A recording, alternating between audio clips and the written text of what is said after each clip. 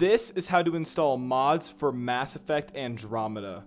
Installing mods in general, especially on games that use the Frostbite engine, it can always be a little intimidating at first. But with this really quick and easy guide, installing mods on a game like Mass Effect Andromeda or Star Wars Battlefront 2 or Dragon Age Inquisition can be really easy. Before we get into it, if you enjoy Mass Effect and all sorts of other sci-fi games, please leave a like, subscribe to this channel, and leave a comment down below on what you want to see next. Now let's get right into this super easy mod installation guide.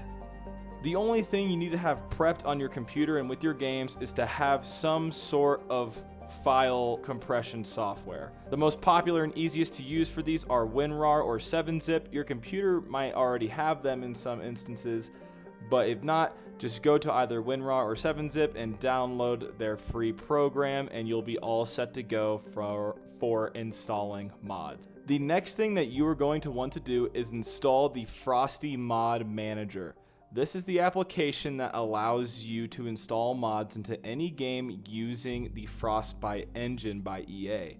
There are a few ways to download this mod, but the safest and most reliable way, in my opinion, is to download it from the GitHub link on their website. Link to that will be in the description below. Once you're on the GitHub Frosty tool suite, you're going to want to click on the frostymodmanager.zip and begin downloading it. Fair warning before we go any further, there is a link to the Frosty tool suite for Mass Effect Andromeda on the Nexus Mods website. You can try this if you want, but since it hasn't been updated since October of 2017, there have been history of troubles with people trying to get this work properly for newer mods for Mass Effect Andromeda. So GitHub, in my experience, has always been the safest and most reliable route. Once you have the compressed download file installed, you're going to want to make a folder somewhere in your computer to extract these files. Me personally, I have a folder called modding on my desktop where I have all sorts of different files where different mods for different games can be located. I have another folder in there called Frosty where I then took everything from that compressed folder and simply just extracted it into my custom folder that I made somewhere on my computer. Like I said, it doesn't matter where you make this folder. Just make a folder or somewhere to extract the files from the compressed zip by either dragging and dropping or right-clicking on the compressed file and saying extract files and locating the custom file location that you just made on your computer. From there, it's as simple as opening the Frosty Mod Manager. If it's your first time opening the Frosty Mod Manager, hit Scan for Games. This will scan your entire computer for where any game viable for the Frosty Mod Manager will be located. If it's simply on an application like Steam, Origin, or EA, they should pop up right away with no problems. But if not, if you need to troubleshoot it and locate the games yourself, hit New and locate on your computer where the game files would be located. For example, if it's for Steam, you're going to go to your Steam library on whatever hard drive your Steam games are installed on. Go to Steam Apps, Common, and then, for example, there is Mass Effect Andromeda right there. Once Frosty Mod Manager has located your copy of Mass Effect Andromeda, go ahead and click on it and then hit select at the bottom right. The first time you open Frosty Mod Manager, it will take a little while because it has to gather all of the data from Mass Effect Andromeda, but after you have installed it and opened up Mass Effect Andromeda through the Frosty Mod Manager for the very first time, it'll be super quick and it's a smooth process every single time. Now let's get into actually installing some mods. The example that I'm going to use for this mod is Turians Restored on Nexus Mods by Heart Attack Man. This is one of the most popular mods for Mass Effect Andromeda, and essentially it just restores the ways that Turians looked in Mass Effect Andromeda to make them more accurate to the original trilogy and other Turians in the Mass Effect series. So, for example, you're going to want to go to Files, and then download whichever files you would like within the mod. We're going to get the Turians Restored mod, so we're going to go ahead and start that download.